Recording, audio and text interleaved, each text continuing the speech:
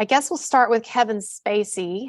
Greta, what do you think? I do think the main accuser, I didn't find him very convincing from the start. I remember when I first heard about it at the peak of the MeToo movement, and I remember hearing that it was a 14-year-old boy who got invited to this party and then sat by himself in a bedroom watching TV. I mean, I don't know, just that whole setup just sounds not very believable, but apparently there was no evidence whatsoever, and the recollections of the accuser just didn't match up with reality. Apparently there were no witnesses testifying that they were there, and Spacey lived in a studio apartment at the time, so there was no bedroom.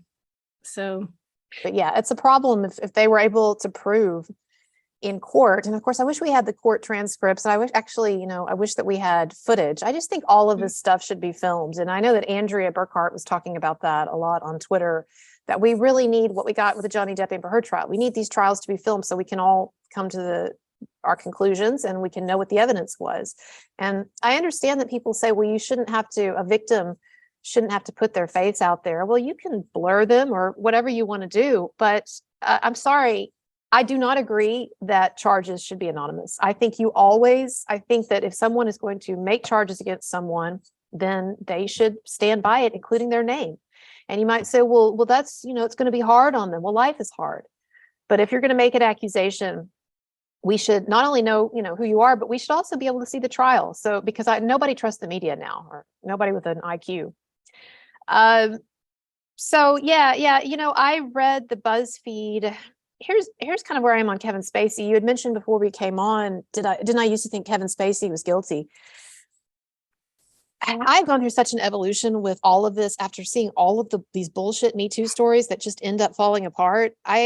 Somebody today was getting onto me on Twitter earlier and saying, you just need to shut up if you're going to do nothing but criticize credible accusers. Well, I don't see a lot of credible accusers in these media stories. And what happens is when I assume they're credible, 8 times out of 10, come to find out, it's flimsy BS. And so, yes, I thought Kevin Spacey was guilty because, again, there were so many guys coming out and saying that he groped them or whatever. But after what we've been through with everything, with these different cases and all this stuff, blowing up and the Me Too stuff blowing up, I'm not going to take anything on with this celebrity stuff, especially at face value anymore. And so I looked at Anthony Rapp, this main accuser, who really, he started these stories, right? It was his accusation that sort of started, opened the gates for the others. I went back and looked. We don't have his testimony from court, but I went back and looked at his original interview in BuzzFeed that started this whole thing, where he gets into great detail about all this. And you're right, Greta, it doesn't make sense.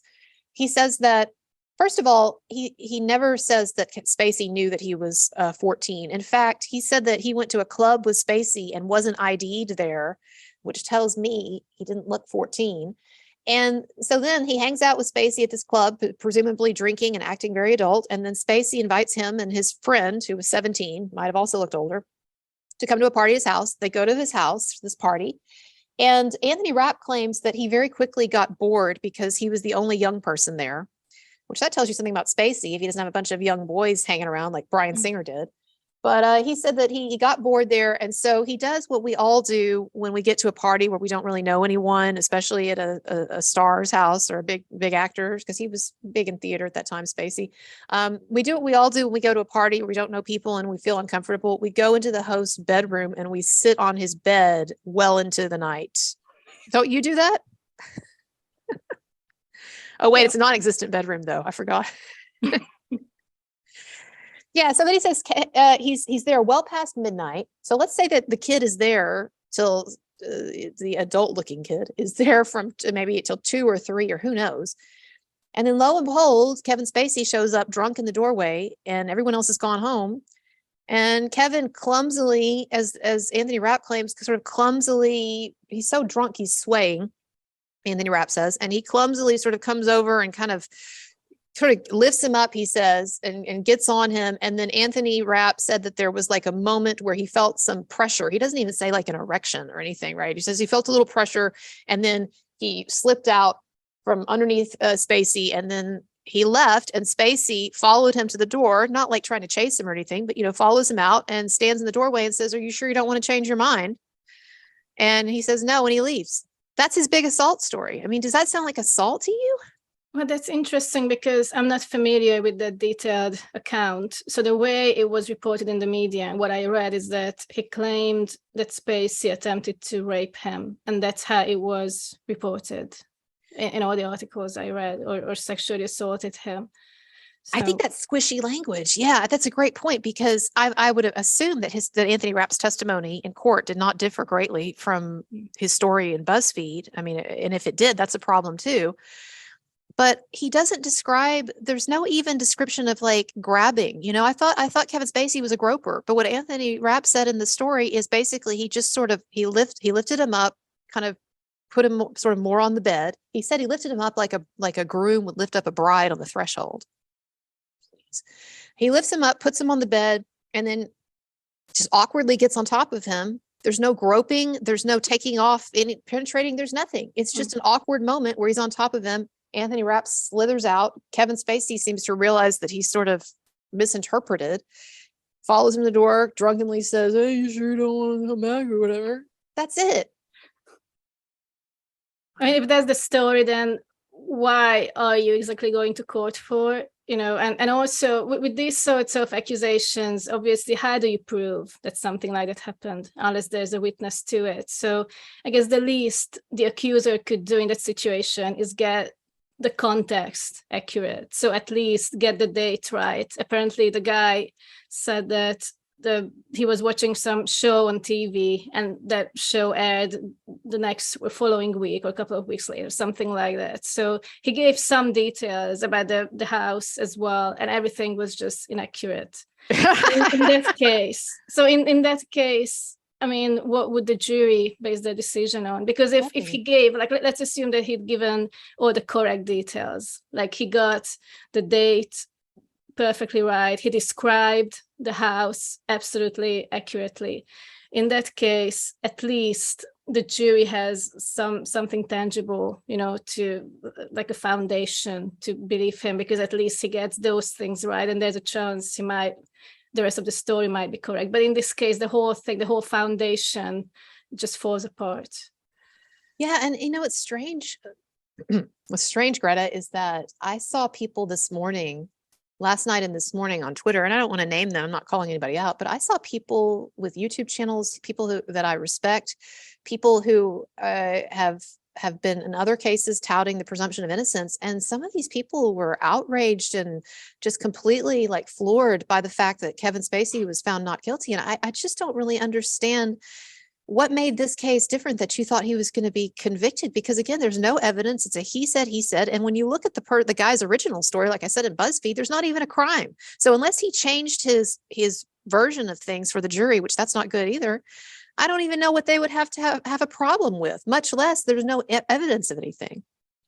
So he told a couple of people several weeks after the fact that something had happened. Well, that doesn't mean that his telling of it was accurate. You can tell somebody something 1 minute after it happens, and it can still be inaccurate. And again, I'm just going back to what he said in BuzzFeed. If that's a lie, if you fuck that up, Anthony Rapp, then that's not my problem. Okay. But if you're being accurate in BuzzFeed, that sounded like a nothing burger.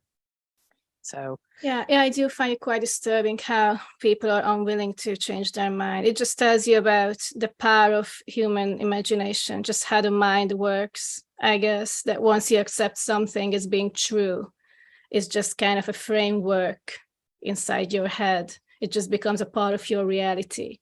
And then to overturn that, it depends person to person. I think I'm quite open generally to having my mind changed. I like to think I have an open mind in general, but not everyone is like that. Some people will just never concede that they got something wrong, especially if they've already made concrete statements. If it's a public figure, a blogger, a YouTuber, it might be more difficult for a person like that to admit that they got something wrong. But I also saw people saying things like, yeah, but there are 30 more accusers, which is obviously... Yeah, that doesn't mean any shit. That doesn't mean... I'm sorry. Yeah. And then saying things like that, all gay men in Hollywood know that Spacey is a creep, as if as if, well, the number of accusers comes up, obviously. We've talked about it a lot with the Marilyn Manson case. And then with being a creep, again, it's not illegal. It's unpleasant to be around a creepy person, but it's not illegal. It's not a crime to even be a horrible person, Yeah, the crime would be, as some of these men, not Anthony Rapp actually, but as far as I know, but as some of the, at least based on his BuzzFeed interview, but as some of these men, are alleging that he groped them, unwanted groping. Yeah, I don't think that's good. And that could be classified, yes, as some kind of assault, depending on the circumstances or whatever. Right. But again, for people to assume that, because let's say there are, I don't know how many accusers there are, 20, 30, whatever. Let's say, I don't even know if it's that many, honestly, but there's a number of Spacey accusers. We can't just assume these people are telling the truth anymore. I mean, that's just what starts to get frustrating, is that it's not like 4 years ago when we're all sort of new to this. Like we have seen the show in so many different ways, so many different cases. And that's not to say that they're all false allegations, right? But that's to say we should be so fucking skeptical now. And so it is really interesting to see some of the people who've been who've had to learn to be skeptical about other cases now just parroting the same stuff. Well, how many accusers there are? I'm just so tired. In these media cases, it doesn't matter. And you don't think, come on, you don't think as many fame-seeking people as there are in our society now that you couldn't come up with 30 attention-seeking men to claim that they got a little gropey from Kevin Spacey. To me, I'm surprised there aren't 100 men, frankly, claiming it. I'm surprised that every time somebody gets accused, there's not like an avalanche of people coming out with false accusations. Because to me, it would just be so obvious and easy and appealing. I don't know. What do you think? Yeah. I did look at some of the other allegations. I started reading this article at the Cut, but then I didn't get to the end of it. And most of them it's like grooming. There's this guy who basically said that they started kissing consensually, but then the guy didn't want to go any further. And then he felt like Spacey was trying to pressure him to go further. And then Spacey became, once he realized the other guy didn't want to go further, then he just became very cold. And that's basically, that's the accusation. Yeah, so he turned it off when he realized that it wasn't wanted. That sounds, I mean, it's just, that's the thing too, is so many of these people who say, well, there are this many allegations. It's like, well, have you really broken down each allegation and looked at it? Because I mean, Greta, better than I do with the Marilyn Manson thing, all these accusers, and then you start looking into their individual cases and it's like they've all got huge problems. So I don't know. And somebody asked me on my channel, you're just defending everybody now. Well, there's just a lot of bullshit right now.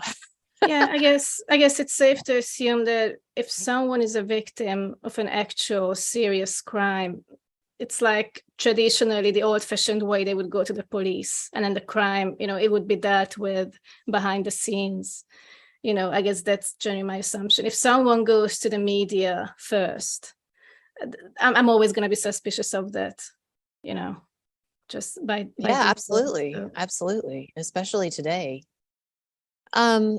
But there was something I wanted to ask you, by the way, because this is something I've been thinking about quite a lot. How do you think the media or the government should deal with this? This is a relatively new phenomenon, all these allegations in the media. Like, I don't generally believe in legislating for everything. I'm quite libertarian. I don't want the government to get involved in legislating the media. But what do you think?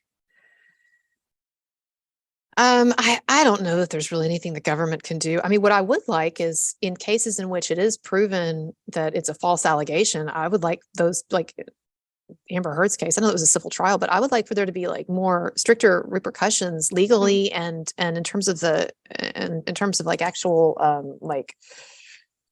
criminal charges for people who we can prove falsely accused. And I know there'd be a lot of people we can't prove, like he said, she said, how do you prove it? But I'm just saying, like, I would like for there to be more legal weight against false accusations. But what can we do about the media? And the government can't do anything. I guess that it's just going to be on us as a society. People are getting wiser about this stuff. Most people are not as credulous as they would have been several years ago. And so what I would hope is that as we continue to see a lot of, a number of these allegations are bullshit, if people would get wiser, and so that when these allegations come out, it would in the media, it wouldn't have the same impact. You wouldn't have, for instance, he shouldn't have been canceled. I don't think he should have been canceled without any proof. He should have done House of Cards. He should still be acting. And then if he gets convicted in a court, or if he gets convicted, found liable in a civil suit, then we can talk. I mean, I don't know how I even feel about canceling them, but then we could talk about canceling. But anyway. Yeah, it's a big issue. People losing their jobs, having their careers destroyed just based on allegations. That's why I see it as a really big issue right now. That journalists, publications are under constant pressure to get clicks, to get views. So obviously they're gonna blow everything out of proportion. Like whatever fragment of a story they might have, they're gonna turn it into something big, and then all those headlines about sexual assault to conjure these images in your head where there's no substance to it. So it's just happening constantly. But yeah, I'm just hoping that people will be gradually more desensitized, I guess, so that they just gradually lose interest and just maybe start reading behind the lines a little bit. Yeah, and I think it'd be nice if society developed a certain nonchalance to accusations. Now, not anything that's provable or that seems very credible or whatever, but it's almost kind of like that attitude that people say the French have about certain things, this, life or whatever. Like, I think now when accusations come out, we should sort of be like, okay, whatever. Well, I'll wait for the evidence. I'll wait for the trial, or whatever.